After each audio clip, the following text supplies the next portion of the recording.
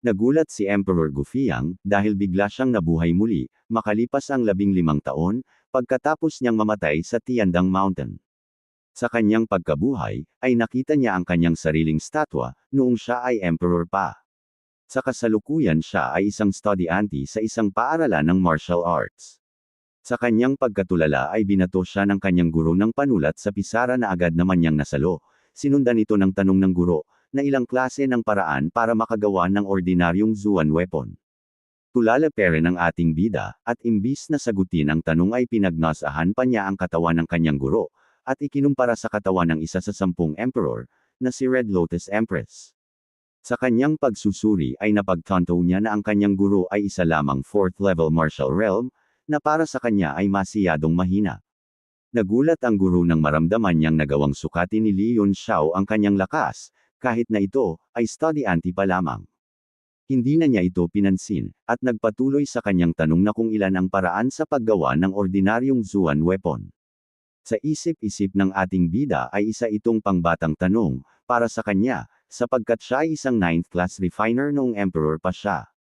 At ang 9th class refiner ay ang pinakamataas na level sa pagiging refiner. Sinagot siya ni Li Yunxiao na mayroon 48 na klase ng paraan para makalikha ng Zuan weapon.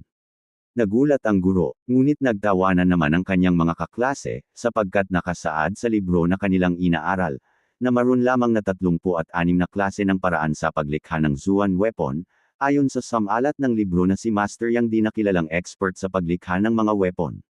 Sumagot si Li Yunxiao na may pagtatanong at tinawag pa niyang bata si Yang Di dahil nakalimutan nito ang tinuro sa kanya ni Gufei ang nakaragdagang 12 paraan para makalikha ng Zuan weapon. Nagtawanan ulit ang mga kaklase niya, at sinabihan pa siyang nababaliw. Sumigaw ang guro, at pinatahimik ang mga estudyanteng nagtawanan. Pinaliwanag niya na si Emperor Gufei ay hindi lamang ay katlo sa pinakamalakas na emperor kundi isa ring 9th class refiner, at totoo ang sinabi ni Li Yunxiao na may 12 pang paraan para makalikha ng Zuan weapon, bukod sa 36 na nakasulat sa libro ni Master Yang Di, subalit hindi na ito isinulat pa ni Master Yang Di, sapagkat kakaiba ang 12 paraan na ito, at hindi basta-basta kayang gawin ng kung sino mang ordinaryong refiner. Natahimik ang lahat dahil tama ang sinagot ni Li Yunxiao na kilala sa pagiging mahina sa klase. Pinasag ng guro ang katahimikan, at sinabihan si Li Yunxiao na wag lumaki ang ulo nito, dahil lamang nakasagot siya ng tama. Nagtanong ulit ang guro ng isang mahirap na tanong, at kapag nasagot ito ni Li Yunxiao, ay pahihintulutan niya itong kahit hindi na pumasok sa kanyang klase, at ipapasa niya na lamang ito. Ang tanong ng guro ay bakit kailangan lagyan ng sky crystal sand ang proseso ng paglikha ng weapon. Nagulat ang lahat dahil ang tanong ay mahirap sagutin, ngunit para kay Li Yunxiao ay madali lang ito. Sumagot si Li Yunxiao na ang crystal sand ay hindi naman daw talaga kailangan, pero naging kailangan na daw ito, dahil hindi magawa ng mga ordinaryong refiner ang pagsama-samahin ang mga kasangkapan sa paglikha. Sumang-ayon ang guro sa sagot ni Li Yunxiao at nagtanong ulit na kung bakit yung ibang refiner ay nagkakamali pa rin at hindi nakakabuo ng weapon kahit na gumamit na nito. Sinagot niya na ang sky crystal sand ay isang water type, sa makatuwid hindi talaga ito magagamit para makabuo dahil malalabanan nito ang fire element, na giyan-gamit sa paglikha ng weapon.